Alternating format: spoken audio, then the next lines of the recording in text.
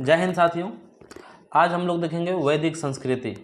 हालांकि पिछले वीडियो में भी हम लोगों ने वैदिक संस्कृति के बारे में पढ़ा था, तो उसमें बहुत कम जानकारी हम आप लोगों को दे पाए थे। इस वीडियो में वैदिक संस्कृति से संबंधित संपूर्ण जानकारी का संकलन किया गया है, इसीलिए आप लोग ध्यान से देखें।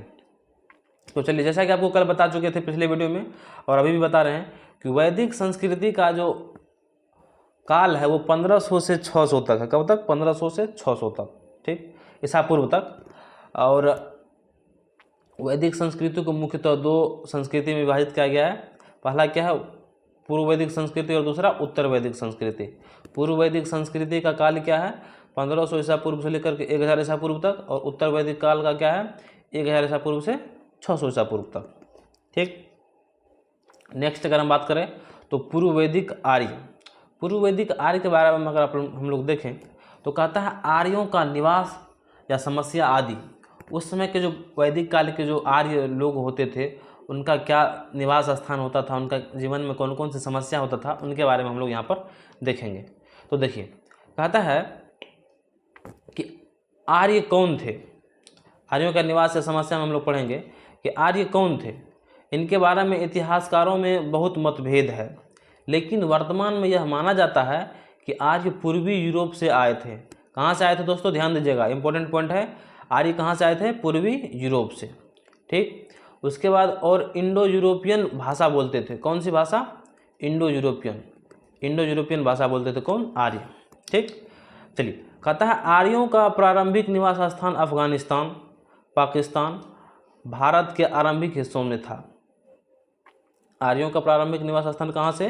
अफगानिस्तान, पाकिस्तान और भारत के प्रारंभिक हिस्सों से। और उसके बाद अगर हम देखें तो ऋग्वेद में इस क्षेत्र की चर्चा मिलती है। आर्यों का निवास स्थान पाकिस्तान में था, अफगानिस्तान में था, भारत में था। इसका जानकारी कहाँ से मिलता है? ऋग्वेद में इनकी चर्चा मिलती है। यहाँ हमें अफगानिस्तान के कुछ नदियों की भी जानकारी मिलती है जो महत्वपूर्ण है एग्जाम के दृष्टिकोण से भी। जैसे गोमल नदी, सुवास्तु नदी, कुंभा नदी, कुर्रम नदी। और यहाँ से एक प्रश्न बनते हैं दोस्तों कि गोमल नदी का वर्तमान नाम क्या है? तो गोमल नदी का वर्तमान नाम है गोमत नदी, सुवास्तु का स्वात नदी, कुंभा का काबुल और कुर्रम का कुर्मू नदी, ठीक। क्लियर है? चलिए नेक्स्ट स्लाइड की ओर बढ़ते हैं। नेक्स्ट स्लाइड में हम लोग देखेंगे, देखिए लिखा हुआ है कि भारत और पाकिस्तान की बहुत सी नदियों का उल्लेख हमें ऋग्वेद में मिलता है। भारत और पाकिस्तान के बहुत सी नदियों का उल्लेख हमें कहाँ मिलता है? ऋग्वेद में। हमें ऋग्वेद में मिलता है। जैसे सिंधु नदी, वितरिस्ता नदी, अस्किनी नदी, पुरुषनवती नदी और विपाशा नदी। दोस्तों ये सभी नदी बहुत ही महत्वपूर्ण है। एग्जाम के दृष्टिकोण से ये नदियों के बारे में कई बार एग्जाम में प्रश्न पूछे गए हैं। जैसे कि वितरिस्ता नदी का दूसरा नाम क्या है? वर्तमान में इस नदी का नाम झेलम है। अस्किनी नदी का वर्तमान नाम चिनाब। पुरुषनवती नदी का वर्तमान नाम रावी नदी। विपाशा नदी का वर्तमान नाम व्यास नदी। और सरस्वती नदी को माते तमा या नदी दमा कहा जाता है। कई बार ये प्रश्न पूछे गए हैं, ठीक। और ये नदी वर्तमान में विलुप्त हो चुकी है, ठीक। तो ये रही हमारे वैदिक संस्कृति से, वैदिक काल से संबंधित बहुत सारे नदी के बारे में जानकारी। चलिए आगे की ओर बढ़ते हैं। आगे दिया गया है कि आर्यों ने हिमालय पर्वत को हिमवंत कहा। आर्यों ने हिमालय पर्वत को क्या कहा? हिमवंत। इस समय आर्य भारत के भीतरी हिस्सों से परिचित नहीं थे, अर्थात ये आर्यों का प्रारंभिक काल है जिसमें वो आर्य भारत के भीतरी हिस्सों से परिचित नहीं है। भारत के अंदर क्या हो रहा है वो उनको अभी अच्छे से जानकारी उनके बारे में नहीं है। इसके अलावा अभी उन्हें अरब सागर और बंगाल की खाड़ी की भी जानकारी नहीं थी। यह भी एक महत्वपूर्ण जानकारी है कि आर्य जो प्राचीन समय में वर्तमान आर्य का जो प्रारंभिक स्थिति था उसमें उन्हें अरब सागर और बंगाल की खाड़ी के बारे में जानकारी नहीं थी, ठीक। चलिए नेक्स्ट स्लाइड की ओर। अब देखिए, कह रहे हैं कि ऋग्वेद बहुत इंपॉर्टेंट है। ऋग्वेद से कई बार प्रश्न पूछे जाते हैं। तो ऋग्वेद की रचना किसने किया? ऋग्वेद की रचना कृष्णद्वैपायन वेद व्यास के द्वारा किया गया। ध्यान रहे दोस्तों, इंपॉर्टेंट पॉइंट है ये कि ऋग्वेद की रचना किसने किया? कृष्णद्वैपायन वेद व्यास के द्वारा की गई, ठीक। इसके बाद है जिसमें मुख्यतः देवताओं की प्रार्थनाओं की गई है। ऋग्वेद में क्या किया गया है? देवताओं की प्रार्थना। और ऋग्वेद का दूसरा और सातवां मंडल सबसे पुराना है। ऋग्वेद का दूसरा और सातवां मंडल क्या है? सबसे पुराना। ठीक, उसके बाद अगर हम बात करें तो कहता है पूर्व वैदिक काल का समाज, उस समय का जो समाज था वो कैसा था, उसके बारे में अगर हम बात करें तो कहता है कि इस समय समाज मूलतः कबीले पर आधारित था, जहाँ दो सामाजिक समूहों की चर्चा मिलती है, पहला आर्य और दूसरा अनार्य। उन समय के जो समाज थे किस चीज़ पर आधारित था, कबीलों पर। और यहाँ के सामाजिक जो समूह है वो दो भागों में बांटा था, एक था आर्य और दूसरा अनार्य, आर्य और अनार्य। ठीक, नेक्स्ट अगर हम देखें तो यहाँ समाज पितृसत्तात्मक था। कल भी मैंने आपको बताया था पिछले वीडियो में कि पितृसत्तात्मक का अर्थ होता है कि परिवार में पिता प्रधान होते हैं, अर्थात पिता परिवार में सबसे महत्वपूर्ण भूमिका निभाता है। इस समय महिलाओं की स्थिति काफ़ी अच्छी थी। वैदिक काल में महिलाओं की स्थिति क्या थी, बहुत अच्छी थी। ऋग्वेद काल में भी उन्हें शिक्षा प्राप्त करने का पर्याप्त अवसर मिलता था। महिला को शिक्षा प्राप्त करने का अवसर पर्याप्त मिलता था, कहाँ, ऋग्वेद में। देखिए यही है हमारे भारतीय संस्कृति, जो इतने पुराना इतिहास में भी वर्णन है कि प्राचीन समय में भी महिलाओं को शिक्षा ग्रहण करने के लिए पर्याप्त अवसर मिलता था, जो कि बहुत ही भारतीय संस्कृति की गर्व की बात है। ठीक, ये एक अच्छा पॉइंट हो सकता है एग्जाम के दृष्टिकोण से। चलिए नेक्स्ट अगर हम लोग देखें तो कहता है इस समय ऋग्वेद में बहुत सारे मंत्रों की रचना की गई, जो महिलाओं के द्वारा की गई। किसके द्वारा, महिलाओं की, जैसे अपाला, घोषा, लोपामुद्रा, घोष और विश्ववारा। ये सब क्या है, उस समय के मंत्रों की रचना करने वाली महिलाएं। ठीक, चलिए नेक्स्ट अगर हम स्लाइड की ओर बढ़ें तो यहाँ पर है कि महिलाओं का विवाह से संबंधित कुछ पॉइंट है कि महिलाओं का विवाह शिक्षा के बाद किया जाता था। कब, वैदिक काल में महिलाओं का विवाह कब किया जाता था, शिक्षा के बाद। ठीक, देखिए ये हमारा प्राचीन इतिहास के गर्व की बात है। इससे आगे हम देखें तो इस समय समाज में आर्य और अनार्य का संघर्ष दिखाई देता है। इस समय समाज में क्या है, आर्य और अनार्य में संघर्ष। किस बात को लेकर के संघर्ष, वो भी बताते हैं। कहता है कि समाज में गाय की काफ़ी महत्वपूर्ण स्थान था, गाय का स्थान काफ़ी महत्वपूर्ण था। अधिकतर युद्ध गाय के लिए होते थे। इसके लिए हमें कुछ शब्द मिलते हैं, जैसे गवेष्टि, गोप, गोधली और गोधन। देखिए मैं दोस्तों आपको बताता हूँ अच्छे से कि उस समय ना गाय का बहुत ही महत्वपूर्ण धन संपत्ति के लोग रखते थे। गाय का बहुत महत्वपूर्ण स्थान था समाज में। तो गाय की चोरी एक बहुत बड़ी समस्या थी। उसका मानना था आर्यों का कि जो अनार्य लोग हैं, आर्य का मानना था कि जो अनार्य लोग हैं जो वो उनका गाय चोरी कर लेते हैं। जिनसे संबंधित इतिहास में कुछ प्रमुख शब्द है, जैसे गवेष्टि, गोप, गोधूली और गोधन। याद रहे आपको, ये पॉइंट बहुत इंपॉर्टेंट है। चलिए, कहता है समाज में अभी महिलाओं को पुरुष के समान अधिकार प्राप्त हो रहे थे। समाज में अभी महिलाओं को पुरुष के समान अधिकार प्राप्त हो रहे हैं, जो कि बहुत अच्छी बात है। उन्हें सभा और समिति में भाग लेने का अधिकार था। महिलाओं को सभा और समिति में भी भाग लेने का अधिकार था, जो कि एक बहुत अच्छी बात है। उसके बाद इसके अलावा यज्ञ तथा धार्मिक आयोजनों में महिलाओं पुरुषों के साथ भाग लेती थी। आप देख रहे होंगे दोस्तों कि महिलाओं की स्थिति एकदम बुलंद थी, बहुत अच्छी स्थिति थी। किस काल में, वैदिक काल में। इसीलिए आप भी ध्यान में इस बात को रखेंगे और एग्जाम के दृष्टिकोण से ये सब इम्पोर्टेंट है। ठीक, चलिए नेक्स्ट स्लाइड की ओर। यहाँ पर दिया गया है कि पूर्व वैदिक कालीन सांस्कृतिक जीवन, उस समय के लोग का सांस्कृतिक जीवन कैसा था। तो देखिए कहते हैं कि अभी इनकी संस्कृति सरल थी, अर्थात ये लोग देवी और देवताओं का पूजा करते थे। देवताओं में भी इंद्र, अग्नि, वरुण आदि देवताओं का नाम आता है।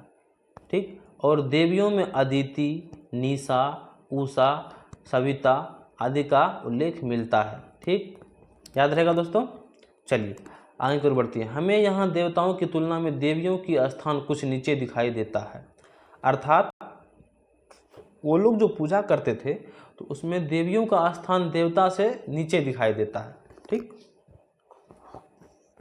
चलिए आगे की ओर बढ़ें तो कहता है कि इस समय लोग स्तुति, प्रार्थना, यज्ञ आदि के द्वारा देवी देवताओं की पूजा करते थे, जो वर्तमान में भी देखने को मिलता है, जो कि वैदिक काल से ही चले आ रहे हैं। इस काल का धर्म कर्मकांड प्रधान नहीं था, जो कि एक बहुत ही इम्पोर्टेंट बात है कि कर्मकांड प्रधान नहीं था। उस समय में पाखंड, ब्राह्मण, अंधविश्वास, इन सब चीज़ समाज में नहीं दिखाई दे रहे थे।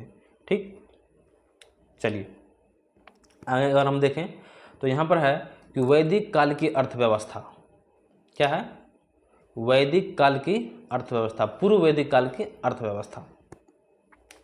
पूर्व वैदिक काल की अर्थव्यवस्था के बारे में बात करें तो पूर्व वैदिक काल में अर्थव्यवस्था का बहुत व्यवस्थित रूप हमें दिखाई नहीं देता है। अर्थव्यवस्था उन लोगों की बहुत अच्छी नहीं दिखाई देता है।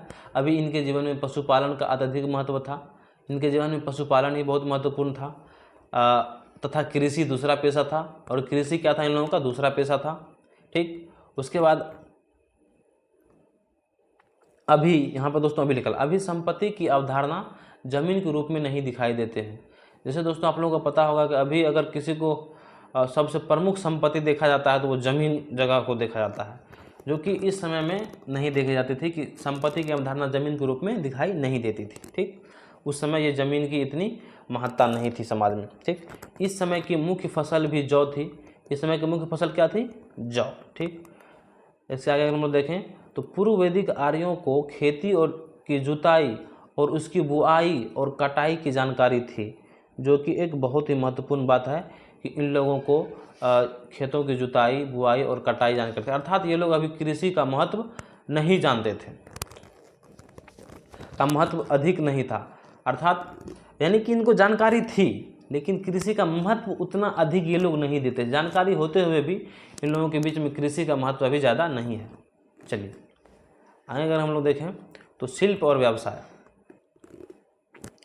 वैदिक काल के अगर हम शिल्प और व्यवसाय की बात करें तो शिल्प और व्यवसाय की बात करें तो कहता है कि इस काल में लोगों को कई धातुओं का ज्ञान था। वैदिक काल में कई धातुओं का ज्ञान था लोगों को, जैसे सोना, जैसे चांदी, जैसे कांसा, जैसे तांबा, जैसे पीतल आदि। ये सब धातु का जानकारी वैदिक काल के लोगों को था।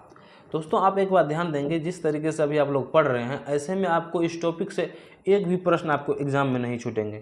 यहाँ से आपके दिमाग में इतिहास से संबंधित पृष्ठभूमि तैयार होता है कि वैदिक काल के लोगों का सभ्यता संस्कृति कैसे था, उसके जीवन का आधार क्या था, धार्मिक जीवन कैसे था, सांस्कृतिक जीवन कैसे था, शिल्प और व्यवसाय कैसे था। इसलिए आप लोग इस तरीके को पढ़ाई में अपनाएं, जिससे कि आपको प्रश्न हल करने में कठिनाई नहीं होगी, आसान से आपका कॉन्सेप्ट क्लियर होते चले जाएगा। और आपको ध्यान रहे दोस्तों, यहाँ जिस लेवल का आप लोग पढ़ रहे हैं इससे आप छोटे मोटे एग्ज़ाम तक ही सीमित नहीं, आप दरोगा, बीपीएससी, पीसीएस तक, अर्थात आप यूपीएससी के प्रीलिम्स के एग्ज़ाम तक भी इस नोट्स को पढ़ने के बाद आप प्रश्न को हल कर सकते हैं। आपके दिमाग में इतिहास का एक वास्तविक पृष्ठभूमि तैयार हो जाएगा। ठीक, चलिए आगे अगर हम देखें तो इसके अलावा अलग अलग प्रकार का मृदभांड भी लोग बनाते थे। मृदभांड का मतलब होता है दोस्तों मिट्टी के बर्तन। वैदिक काल के लोग क्या करते थे, अलग अलग प्रकार के मिट्टी के बर्तन बनाते थे। ठीक, इससे आगे हम लोग देखें तो पूर्व वैदिक कालीन धर्म, इस समय का धर्म कैसा था अगर इसकी बात करें तो इस समय धर्म में हमें काफ़ी विविधता दिखाई देती है। देखिए धर्म में विविधता दिखाई देने लगा, जैसे एकेश्वरवाद, सर्वेश्वरवाद और बहुदेववाद। आपको ये नाम थोड़ा अटपटा लग रहा होगा या फिर अनसुना सा लगता होगा, बहुत लोग को पता भी होगा लेकिन बहुत लोग को ये नाम अनसुना लगता होगा, तो मैं आपको बताता हूँ।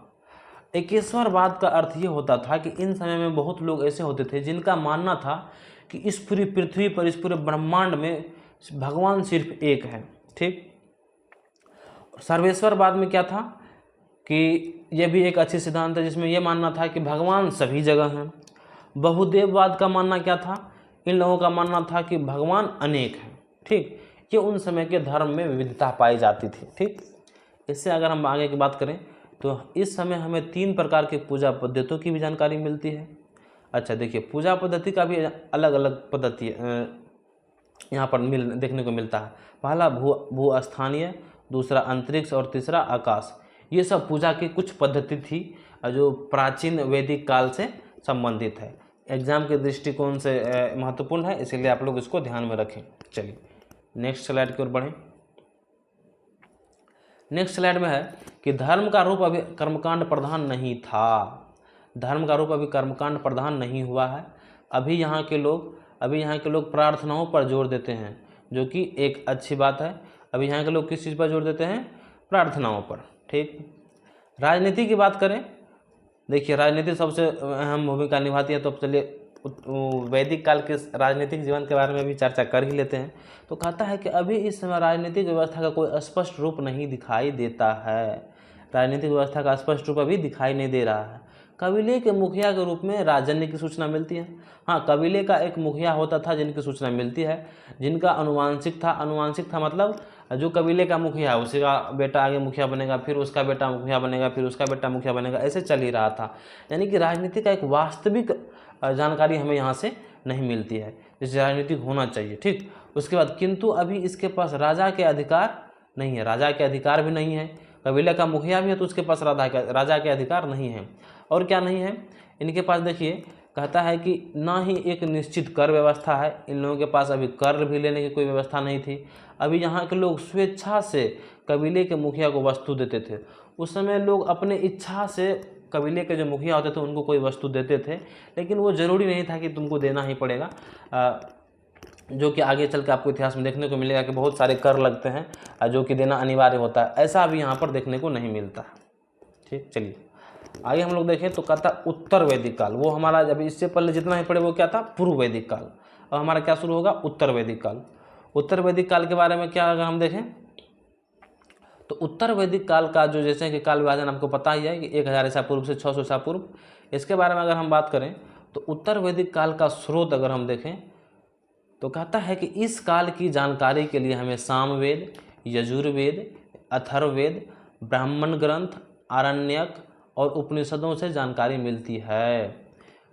याद रहेगा दोस्तों कि उत्तर वैदिक काल की जानकारी के स्रोत क्या क्या हैं?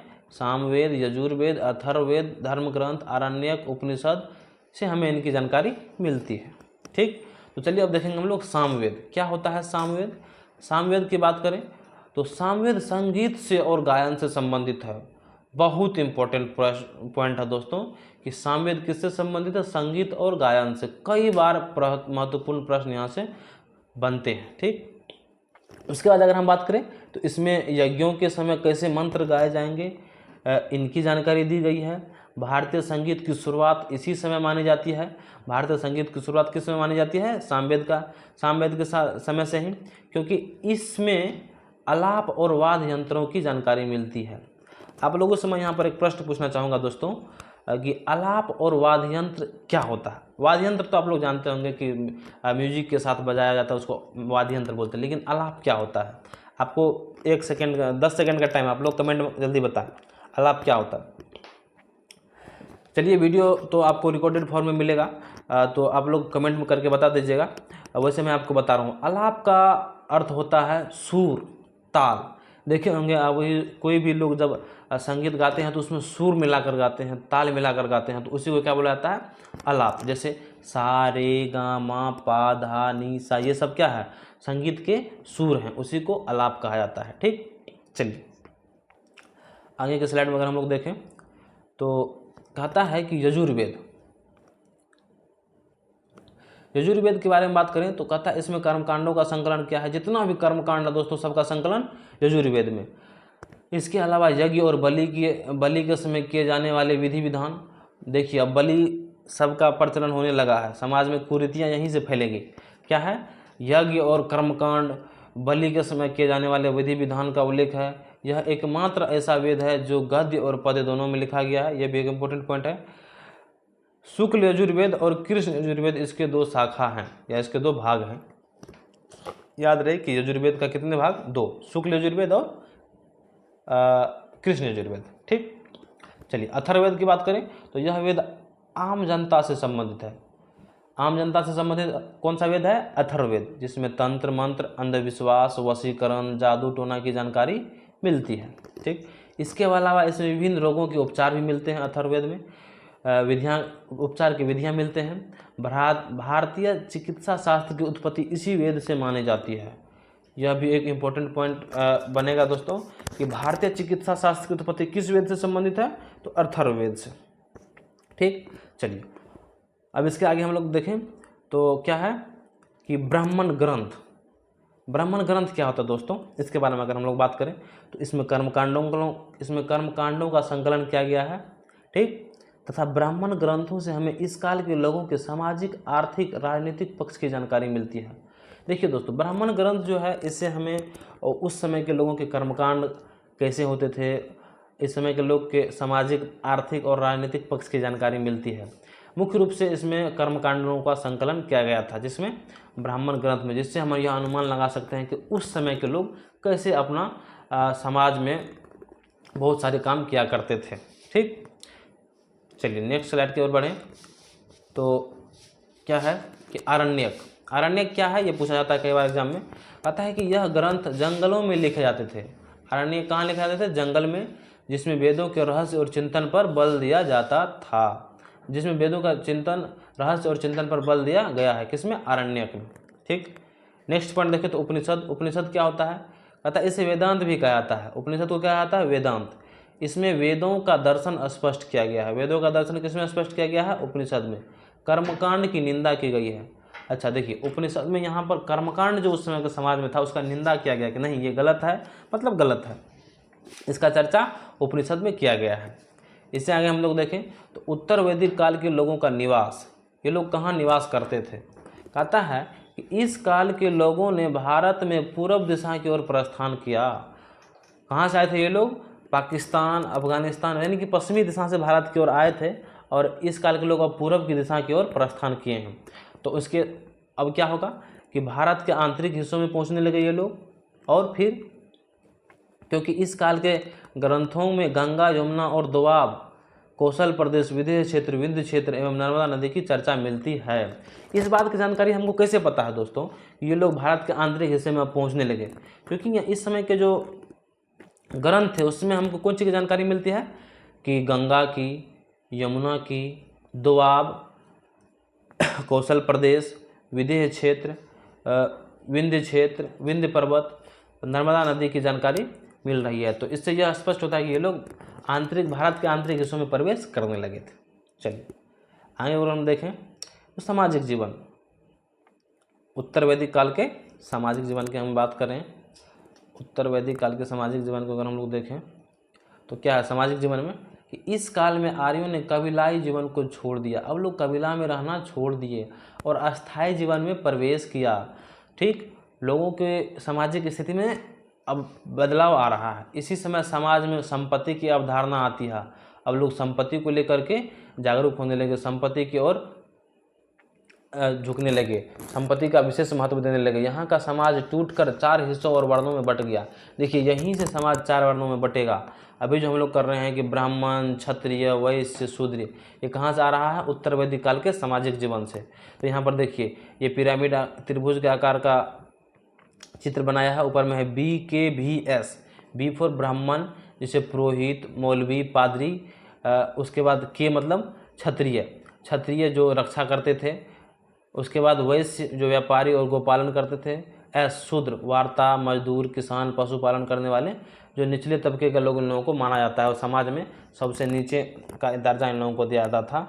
देखिए यहाँ से शुरू हो गया है। कौन सा काल है ये दोस्तों? उत्तर वैदिक काल का सामाजिक जीवन। चलिए नेक्स्ट स्लाइड की ओर बढ़ते हैं। क्या है कि पॉइंट है कि ब्राह्मण, क्षत्रिय और वैश्य को द्विज कहा गया।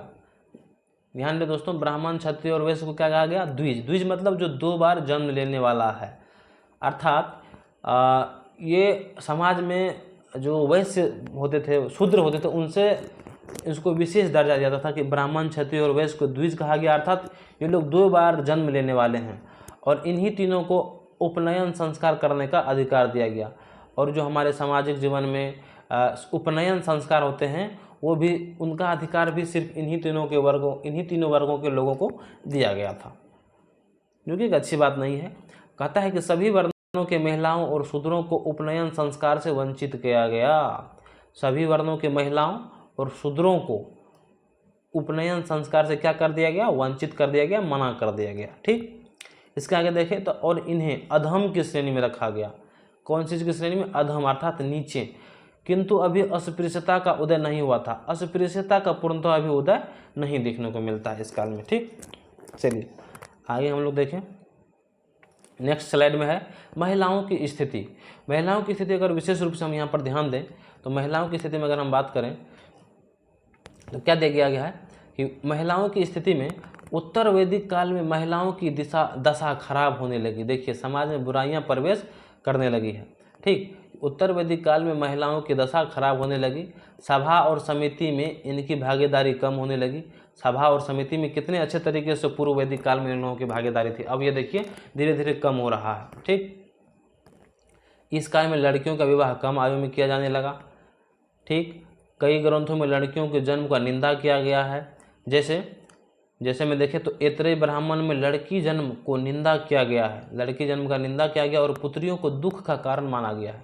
बताइए सही बात नहीं है दोस्तों, जो कि उत्तर वैदिक काल में हमें देखने को मिलता है। ठीक, उससे आगे हम लोग देखें तो समाज में अभी बहुविवाह नियोग प्रथा का प्रचलन था। देखिए दोस्तों, नियोग प्रथा पुराने संस्कृति में उत्तर वैदिक काल के समाज में थी, जिसका अर्थ ये होता है कि विधवा महिला, अगर किसी का पति मर गया तो अगर वो महिला विधवा हो गई तो जिनसे उनका शादी हुआ था, अगर उसका कोई छोटा भाई है तो उनसे वो शादी कर सकते हैं। ये था नियोग प्रथा का प्रचलन, जो कि उत्तर वैदिक काल में देखने को मिलता है। और यहाँ से किस चीज़ की जानकारी मिलती है, एक महत्वपूर्ण है कि इस समय हमें गोत्र की भी चर्चा मिलती है। गोत्र अर्थात वो एक, जैसे कोई एक जात होता है तो उसका भी ना गोत्र में विभाजन होता है। जैसे भारद्वाज, व्याघ्र, सांडाल्य, गौतम, ये सब उनका शाखा है। एक्चुअली कुछ ऐसे गोत्र होते हैं जिसमें समान गोत्र के लोग भाई बहन आपस में हो जाते हैं, तो ये सब शादी विवाह के समय में इन सब चीज़ों पर ध्यान दिया जाता था कि कोई संगोत्र यानी कि एक ही गोत्र में नहीं पकड़ा रहे हैं। ये सब उन समय के सामाजिक जीवन की बात है। चलिए, अपना लोग को बस ये ध्यान रखना है कि गोत्र की जानकारी की चर्चा कब, उत्तर वैदिक काल में मिलती है। ठीक, आगे की ओर हम लोग देखें तो आगे है उत्तर वैदिक कालीन राजनीतिक जीवन। चलिए, उत्तर वैदिक काल के राजनीतिक जीवन की चर्चा करते हैं। उत्तर वैदिक काल का राजनीतिक जीवन की अगर हम बात करें तो कहता है कि इस काल में धीरे धीरे राजतंत्र की व्यवस्था का विकास हो रहा है। देखिए, अब राजनीति में सुधार हो रहा है। राजा और जनता के बीच दूरियां बढ़ने लगी। राजा को विशेष माना जाने लगा तो दूरियां बढ़ेगी, बात स्वाभाविक है। राजा के हैसियत में पहले की तुलना में बदलाव आया है। ठीक, अब वह कबीले के दूसरे सदस्यों से विशेष माना जाने लगा। राजा को विशेष दर्जा मिल रहा है, समाज में विशेष पहचान मिल रहा है, विशेष सम्मान मिल रहा है। ब्राह्मणों के द्वारा राजा में देवत्व का आरोपण, ऊपर से ब्राह्मण जो हैं वो कहते थे कि हम आप में देवता का प्रवास कर देंगे, देवत्व का आरोपण करते थे। इस समय कई प्रकार के यज्ञ दिखाई देते हैं। बहुत प्रकार के जो यज्ञ सुने होंगे दोस्तों, यही से निकलता है, यही से उनकी शुरुआत हुआ है। जैसे वाजपेय यज्ञ, अश्वमेध यज्ञ, राजसूय यज्ञ, ये सब प्राचीन समय के बात है कि उसमें बहुत सारे यज्ञ होते थे और राजा को बोला जाता था कि हम आप में देवत्व का आरोपण कर देंगे, ये यज्ञ करवाइए, आप में देवत्व का आरोपण हो जाएगा। जो कि प्राचीन समय के हमको कर्मकांड की बात की यहाँ से झलक दिखाई देती है। चलिए, कहता इन सभी की जानकारी ऐतरेय ब्राह्मण से मिलती है। इन सभी की जानकारी हमें कहाँ से मिलती है, ऐतरेय ब्राह्मण से। चलिए आगे और देखें तो इस समय अलग अलग क्षेत्रों के लिए अलग अलग राजाओं का उल्लेख मिलता है। अच्छा, उस समय में अलग अलग क्षेत्र के राजा को अलग अलग नाम से पुकारा जाता था। जैसे में अगर हम लोग देखें तो उत्तर के राजा को विराट कहा जाता था। क्या कहा जाता था, विराट। दक्षिण के राजा को भोज, उत्तर के राजा को विराट, दक्षिण के राजा को भोज, पूर्व के राजा को सम्राट और पश्चिम के राजा को स्वराष्ट्र। याद रहेगा दोस्तों, उत्तर के राजा को विराट, दक्षिण के राजा को भोज, पूर्व के राजा को सम्राट और पश्चिम के राजा को स्वराष्ट्र। चलिए नेक्स्ट स्लाइड में देखें तो यहाँ है कि इस काल में नौकरशाही व्यवस्था की नींव पड़ी, अर्थात अब राजा को नौकर की जरूरत पड़ने लगी। इस समय संग्रहित और भागदूत नामक अधिकारियों की चर्चा मिलती है। संग्रहित और भागदूत नामक अधिकारी समाज में राज दरबार में अब होने लगा, जिसका काम क्या है, जो कर संग्रह करने का कार्य कर रहे हैं। ठीक, उसके बाद अगर हम लोग देखें तो कहता है कि इस काल में सबसे महत्वपूर्ण बदलाव हमें यह दिखाई देता है कि यहाँ राजा पहले स्वेच्छा से कर देते थे और वह निश्चित रूप में बदल गया है। बहुत ही इंपॉर्टेंट पॉइंट है दोस्तों। अभी आपको बताए होंगे पूर्व वैदिक काल में कि यहाँ पर अभी राजा को स्वेच्छा से लोग कर देते थे, जिसका मन है वो देते हैं, जिसका मन है नहीं देते थे। लेकिन उत्तर वैदिक काल आते आते आते अब उनको कर देना अति आवश्यक हो गया है। अब उनकी मर्जी नहीं चलेगी, राजा को कर देना होगा। किंतु अभी भी राजा के पास कोई सेना नहीं है। हाँ, लेकिन अभी भी क्या, कौन चीज़ का अभाव है राजा के पास, सेना की। चलिए आगे की ओर देखें तो कहता है उत्तर वैदिक काल की अर्थव्यवस्था। अर्थव्यवस्था मतलब उन लोगों के अर्थव्यवस्था कैसी थी उसके बारे में चर्चा करते हैं। उत्तर वैदिक काल की अर्थव्यवस्था की बात करें तो कहता है कि इस काल में अस्थायी जीवन की आवश्यकताओं के अनुरूप अर्थव्यवस्था का विकास किया है। मतलब अब लोगों का जीवन अस्थायी हो गया है तो उसी अनुकूल उन लोगों का अर्थव्यवस्था का भी विकास किया गया है। इस समय में कृषि प्राथमिक व्यवसाय हो गया है। कृषि क्या हो गया? प्राथमिक व्यवसाय। उदाहरण के लिए तौर पर अगर हम देखें तो उदाहरण के लिए हमें कई प्रमाण मिलते हैं, जैसे 2, 4, 8, 10 या 24 बैलों के द्वारा खेती करने के साक्ष्य हमें यहाँ से मिलते हैं, यानी कि जोड़ा बैलों के साथ खेती करने के साक्ष्य मिलते हैं। इसी समय भूमि का महत्व भी स्थापित हो गया। भूमि का महत्व भी मान के चलिए, अगर खेती करेगा तो भूमि का महत्व स्थापित होना स्वाभाविक है। ठीक, आगे अगर हम लोग देखें तो कहता है यजुर्वेद में व्रीहि शब्द का उल्लेख मिलता है। यजुर्वेद में हमें एक शब्द मिलता है व्रीहि, जिसका अर्थ धान होता है। क्या होता है? धान। इसके अलावा गोधूम शब्द की भी चर्चा मिलती है,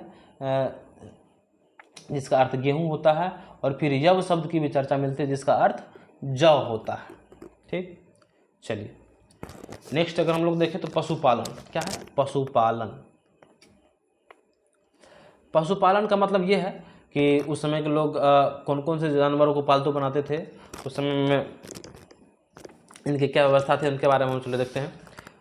तो कहते हैं कि पशुपालन पहले के समान ही चलता रहा, जैसे पहले से चल रहा था, लेकिन अब यह आर्यों का दूसरा पेशा हो गया। पहला पेशा कृषि हो चुका है। इस समय लोगों के पास गाय, बैल, बकरी, हाथी, गधा, सुअर, यानी कि घोड़ा को छोड़ करके हर एक चीज़ की यहाँ पर जानकारी लगभग, जो सामान्य तौर पर जानवर को हम बात करें तो गाय, बैल, बकरी, हाथी, गधा और सुअर, यानी कि घोड़ा को विशेष रूप से आप लोगों को ध्यान रखना दोस्तों। यहाँ से ये प्रश्न अक्सर पूछे जाते हैं कि और घोड़ा, जो कि इस समय में जानकारी नहीं मिलता है, इसीलिए मैं बोल रहा हूँ कि गाय, बैल, बकरी, हाथी, गधा, सुअर आदि जानवरों की सूचना यहाँ से मिलती है, घोड़ा को छोड़कर। चलिए नेक्स्ट अगर हम लोग बात करें तो व्यवसाय और शिल्प।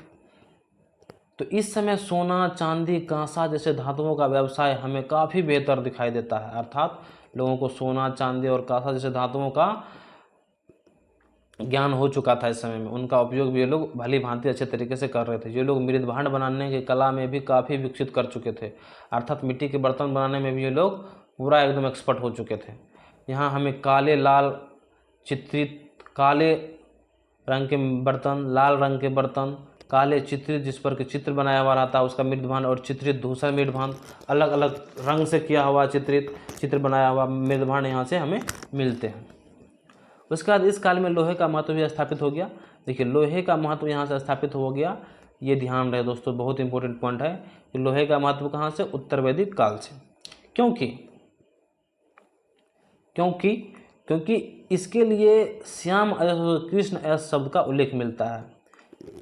यहाँ से हमें कौन सा शब्द का उल्लेख मिलता है? श्याम अयस और कृष्ण अयस, जो किससे संबंधित है? लोहे का महत्व से लेकर स्थापित होने से संबंधित है।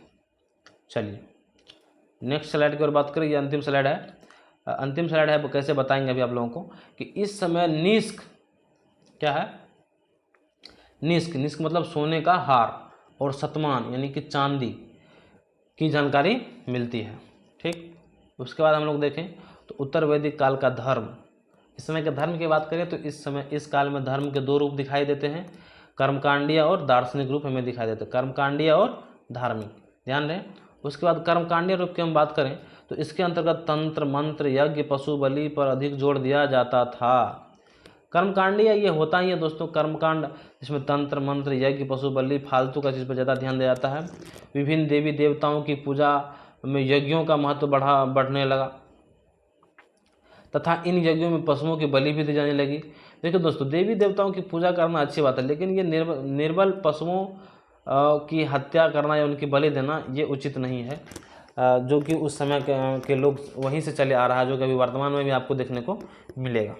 चलिए नेक्स्ट अगर हम लोग आगे बढ़ें तो आगे है दार्शनिक रूप की बात करें तो इसे उपनिषद की धारा भी कहते हैं। क्या बोलते हैं? उपनिषद की धारा। इसमें कर्मकांडों की निंदा की गई है। कर्मकांड की क्या की निंदा की गई है, अर्थात कर्मकांडीय रूप जो है उसका निंदा कहाँ पर किया गया? दार्शनिक रूप में। तथा ज्ञान और मोक्ष पर बल दिया गया है। ज्ञान और मोक्ष पर क्या दिया गया है? बल। देखिए दोस्तों, अब लोगों में ये समझ आ गई है कि क्या गलत है क्या सही है, पशु बलि गलत है या पशु बलि सही है, वो उनको पता है। तो यहाँ से आप देखेंगे कि अब लोगों में सुधार आएगा। बहुत सारे लोग ऐसे भी होंगे जो दार्शनिक रूप से समाज को सुधारने का प्रयास करेंगे, उसमें वो कर्मकांड का विरोध करेंगे। ठीक, तो यहाँ से इसके आगे अब आपको बहुत सारे धार्मिक आंदोलन दिखेंगे, जैसे महात्मा बुद्ध आएंगे, महात्मा महावीर जैन आएंगे। तो इन सब की चर्चा हम अगले वीडियो में करेंगे। इस वीडियो में हम आपको संपूर्ण वैदिक काल से कोई पॉइंट नहीं है जिसमें मैंने आपको छोड़ दिया है। आप इन वीडियो को अच्छे से पॉज करके लिखें या फिर इसका स्क्रीनशॉट लेकर रखें। वैसे आपका नोट्स भी बहुत जल्द हम आप लोगों के बीच इसको प्रोवाइड करवाएंगे और आप लोग अच्छे से तैयारी करें। आपको कोई भी पॉइंट इसी तरीके से हम पढ़ाएंगे, कोई भी पॉइंट छोड़ा नहीं जाएगा। जिस पॉइंट को बताएंगे तो पूरा डिटेल में बताएंगे, ताकि आप उस लेवल के हर एक प्रश्न को आप एग्ज़ाम में अच्छे से बना करके आए। ठीक, और इसके बाद जो हमारा नेक्स्ट वीडियो होगा वो, इसमें बीच में एक टॉपिक छूट गया है, वो हड़प्पा सभ्यता या सिंधु घाटी सभ्यता। उसको हम लोग पूरा संपूर्ण ऐसा तरीके से लाएंगे कि उससे भी कोई प्रश्न नहीं छूटे। अच्छे से पूरा पृष्ठभूमि बना करके लाएंगे, जिससे कि आपको समझने में भी सुविधा हो। और उसके बाद फिर हमारा बुद्ध काल, जैन धर्म, महावीर जैन सब के बारे में बात करेंगे। इसी तरीके से हमारा ये चलते रहेगा। ये सीरीज पूरा इतिहास को अच्छे तरीके से संपन्न कराने के लिए चालू किया गया है। इसीलिए आप लोग भी अपना विश्वास दिखाएं, अपने दोस्तों के साथ इस वीडियो को शेयर करें। आपको वीडियो कैसा लगता है वो भी कमेंट में बताएं। वीडियो में क्या सुधार करने की आवश्यकता है वो भी बताएं। आप अपनी कोई राय देना चाहते हैं तो वो भी बताएं। आपकी कोई समस्या है तो वो भी बताएं। हर एक के कमेंट को ध्यान में रख करके हर एक का निवारण किया जाएगा। तो चलिए आज यहाँ तक ही, तब तक के लिए गुड बाय, टेक केयर, जय हिंद। मिलेंगे नेक्स्ट वीडियो में। धन्यवाद।